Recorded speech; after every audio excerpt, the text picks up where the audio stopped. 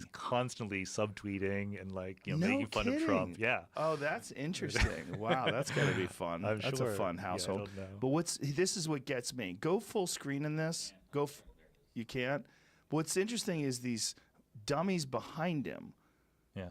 Like, while this is happening, one of the interesting things about this to me is that his back is to all these people, which is very odd, right? So they're all behind him. Instead of having a static backdrop, you're getting to part of the thing is the other people.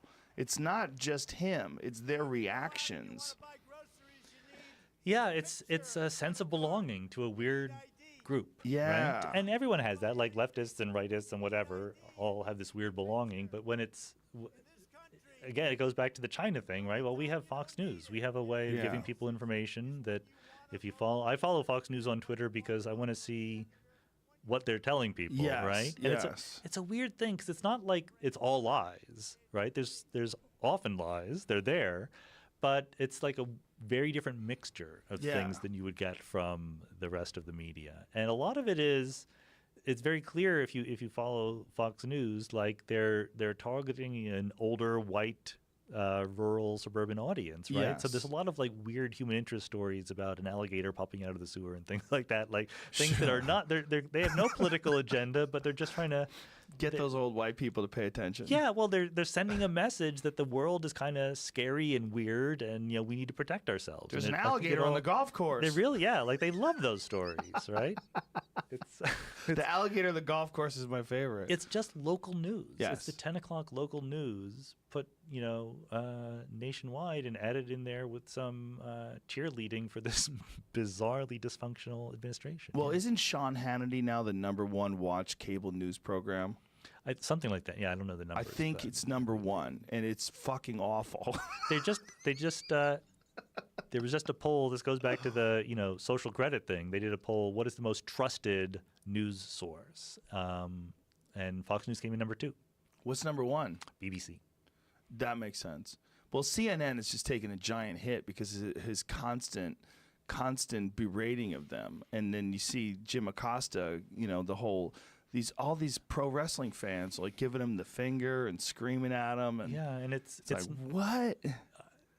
I do worry that this is a hard thing to come back from because once another thing that Trump said was that don't believe anything you're told. Right, unless you hear it from me, and Sean Hannity says the same thing. No, Tucker Carlson said the same thing. Right? Did he say that too? Tucker Carlson said any other show than this one, don't believe it. Yeah, look at this. Fuck the media he has on. Women for Trump. Yeah, it's just what? And then after listening to this Radio Lab podcast about these Russian troll farms and about how they implement these things, you got to think: is all of this organic? Is how much of this is orchestrated? How much of this attacking CNN is orchestrated? It's part of it is it's just it builds on itself. Well, all you need is just a little bit of a push. I was talking to someone who is boasting about how hard Donald Trump works. That compared to previous presidents, he's really just putting in the hours. Oh, that's not true, right? right? Really the least plausible thing that you could think about. Yeah, he wakes up late. He watches 8 hours of TV a day. Plays golf every day. He's spends all the time at his own resorts. Of all the fantasies you could invent, that's a very weird one. Well, people just love to find narratives that fit what would be acceptable for their opinions. This side that they've taken. Yeah, exactly. Right. Yeah, and so he give him credit. He gives people a narrative that works for them. Well, CNN does it too because CNN they spent so little time going over Donna Brazil's book about how the DNC had been corrupted and about how they had rigged the primaries for Hillary and really screwed Bernie Sanders over. This was not a narrative that they dwelled on. They didn't dwell on the fact that she illegally deleted 30,000+ emails and said they were about yoga classes.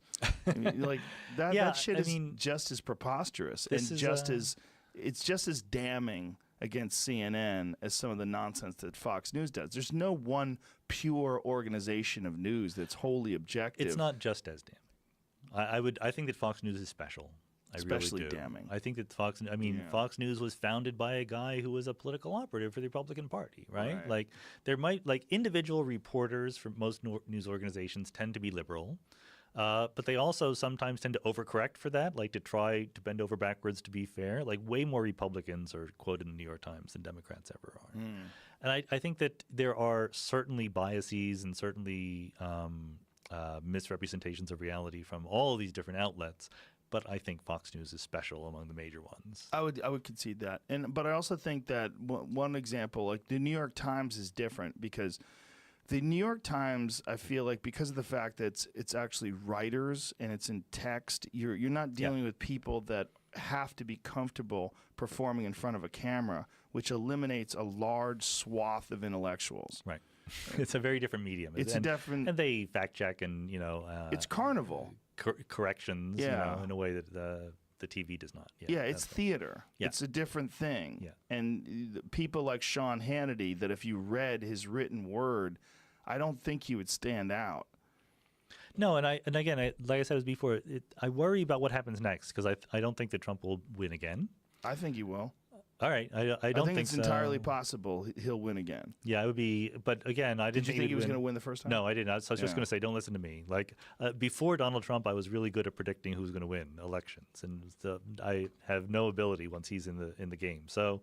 But I worry that the people who sort of are on his side are going to feel even more disenfranchised and disenchanted and angry after he loses again than they do now. And that's going to be a problem. I think that's a real fear.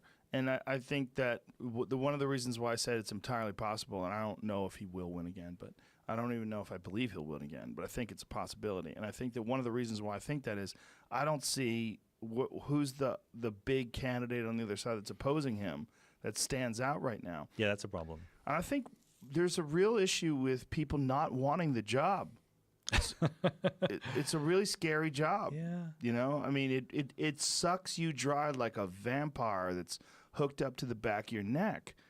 It's just so, even with him, with his unique ability to sociopathically sort of navigate the waters of accusations and guilt, he still looks beaten down by this job. Yeah, but people want it.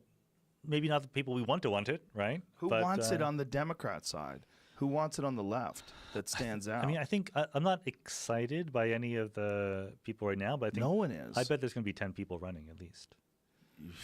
I mean, I think that Biden is at least 50% chance to run. Elizabeth Warren's definitely going to run. Do you think Elizabeth Warren, though, she's got that real problem with the whole Pocahontas thing? Well, that whole Indian thing. Whether you're going to run that narrative is different than whether you're going to win. Yeah. Right, but that is a giant problem. The thing that she may have faked, whether or not she has Native American heritage, and she's not willing to take a DNA test, and there's this Native American heritage she claimed is how she got into Harvard. And she used that in order to get special status, and that's a problem. Whether or not you should forgive someone for something they did a long, long time ago, which I think you probably should. The problem is it sort of, in some ways, negates a lot of the good work and things that she said because people say, I can't trust her. She lied about her actual ethnicity. Yeah, but what is hard for me to do is to predict how much it will matter, right? Like in 2008, we had a race between a Vietnam War hero and a black guy whose middle name was Hussein. Right. Like if you had told me that a few years earlier, who's going to win, I would have gotten that one wrong. We also had Sarah Palin. I think exactly. If this is what we don't know. Had taken a better running mate, it's entirely possible McCain would have been president. I think that people were really tired of George W., and I think that McCain was just not a good candidate. I think he was going to lose no matter what. Well, I think also Obama was so charismatic and so uniquely intelligent and smooth and relaxed and statesman-like. I think he fit the bill of what we wanted a president to be. But remember, people were worried about, like, he went to Jeremiah Wright's church and things like that, right? Right. Stuff that didn't, like, at the time, it was a big deal, and, who cares 8 years later, right? Yeah. So I don't know about the Pocahontas stuff. That's a big one, though. The Pocahontas stuff is a big one because it's a personal lie. I don't know. But again, I mean, I think Cory Booker's going to run. Kamala Harris might run. Who knows? There's a bunch of people. I would not be at all surprised if Joe Biden didn't run. I kind of don't think that he should, but he's getting up there. And he's a Washington insider, which is not really what the country wants right in now. 1988 in Boston, we used to have Joe Biden night at the comedy clubs. And Joe Biden night was a night where we would do other people's material. Because this is when Joe Biden got busted with Kennedy speeches. Yeah, well, and Neil Kinnock, the British politician, stole from him too. And this was when he was running for president in 88. Right. And so he's never done very well running for president. Like, he's run several times. I think that he was a good vice president, and people like him for that, and they might not want him to do more than that. Vice president is a great job if you want no one to pay attention to you. Yeah. Yeah, exactly. It's like being the co-star in a buddy cop movie with a huge superstar. Very few responsibilities. Go to some funerals. Yeah. Yes. Right. Easy. Yeah. Unless you're Mike Pence, where you're trying to make it the Handmaid's Tale behind the scenes. He seems like he's kind of laying back though, like especially over the last few months, like that Trump is so insane that you see very little Mike Pence. I don't think you see very little of him, but I think that he's trying his best to put in policies behind the scenes. Well, what is this new thing that Jeff Sessions is trying to push? Religious freedom. Yes. Which means you have to obey whatever the fundamentalist Christians want to do. Yeah, well, this is what, Michael Malice was tweeting about this the other day when he tweeted this. He said, when I said that a version of Sharia law could very well be coming out of this administration, this is what I'm talking about. Yeah. Yeah, it's a weird backward thing where you define religious freedom to be let fundamentalist Christians do whatever they want, right? Yeah, and do it by law. Yeah, yeah. I mean, and it's tricky because, I don't know. I mean, if someone wants to, part of me is a little bit libertarian when it comes to personal action. Like, if someone doesn't want to deal with you, that's their right. Yeah. But when whole groups are being subject systematically to discrimination, like gays are, then the government steps in to protect them a little bit, and I think that's okay.